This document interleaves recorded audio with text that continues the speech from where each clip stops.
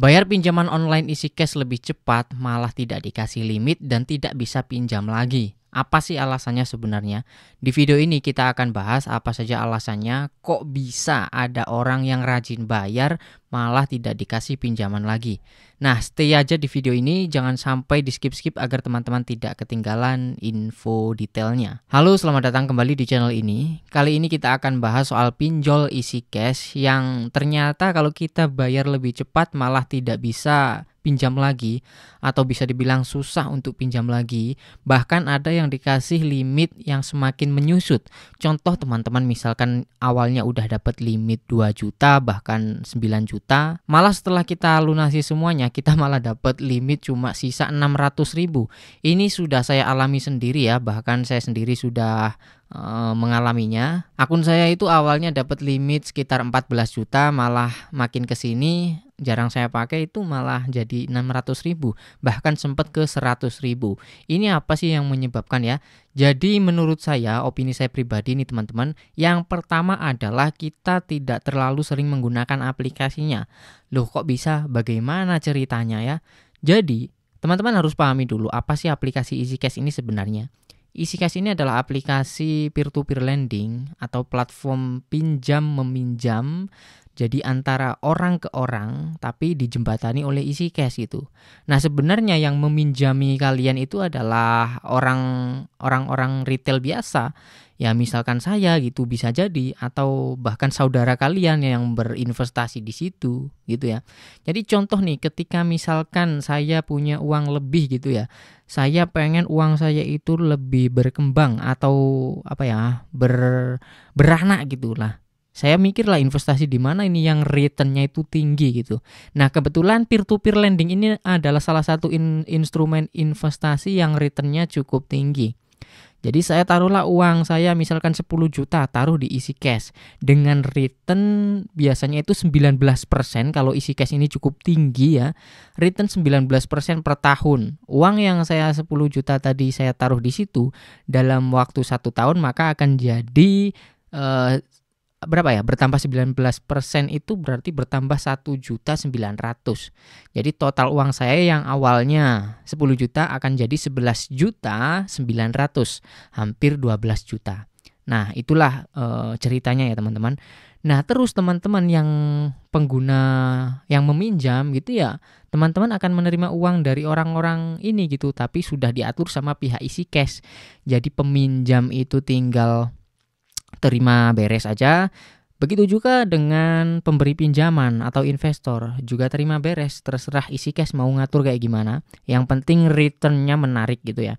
Nah, ini berbanding terbalik sama peminjam. Kalau yang diharapkan peminjam kan bunganya harapannya sekecil mungkin, tapi harapan investor malah bunganya semakin besar gitu. Nah, maka dari itu karena return dari EasyCash ini cukup tinggi ya, bunganya yang jelas semakin tinggi gitu teman-teman ya. Nah, setelah teman-teman sudah mengerti cara kerjanya seperti ini, maka saya bisa sampaikan bahwa misalkan teman-teman sudah pernah meminjam terus kok tiba-tiba limitnya dikurangi terlalu banyak dan bahkan cuma 100.000 seperti punya saya. Nah, itu alasannya adalah si EasyCash ini lebih memprioritaskan kepada nasabah atau peminjam yang cukup aktif.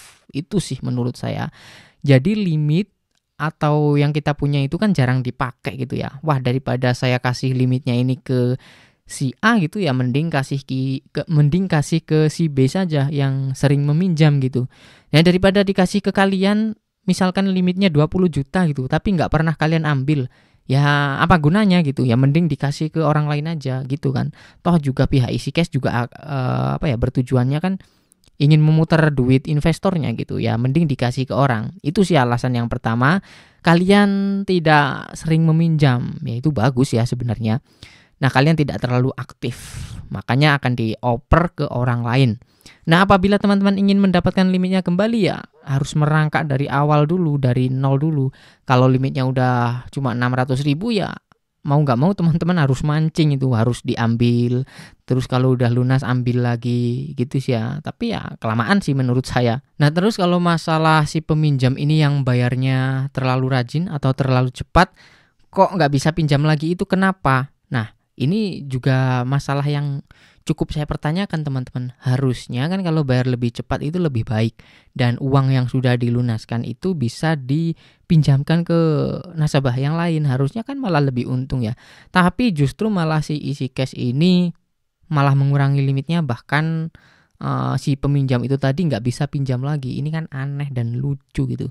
Ya mungkin sih terlalu dikit investornya atau bahkan investornya berkurang karena kan sekarang banyak return yang cukup menggoda gitu ya. Contohnya di kripto itu kan returnnya juga cukup tinggi. Mungkin investor sudah beralih ke sana kali ya. Jadi sudah kurang menarik lagi investasi di peer-to-peer lending seperti ini. Nah, terlepas dari itu, buat teman-teman yang sudah kesulitan meminjam di aplikasi Easy Cash, nggak usah cemas karena masih banyak aplikasi yang lain gitu dengan bunga yang lebih rendah dan fleksibel juga. Teman-teman tinggal pilih saja itu. Banyak kan pinjol di Indonesia yang berkeliaran gitu. Nah, jadi itu ya teman-teman opini saya. Kenapa teman-teman sulit meminjam bahkan tidak bisa meminjam di aplikasi Easy Cash. Padahal teman-teman merasa rajin bayar bahkan nggak pernah telat bayar. Ya alasannya simple. Mungkin investornya berkurang atau bahkan kekurangan investor. Udah itu aja sih, karena uang dari Easy Cash ini ya dari retail juga, nggak ada investor besar gitu ya. Bahkan Easy Cash sendiri itu mungkin nggak taruh uangnya di situ. Easy Cash hanya mengelola saja. Itu aja teman-teman. Oke, sekian dulu di video kali ini. Jangan lupa tekan like dan share video ini. Sampai jumpa lagi di video berikutnya.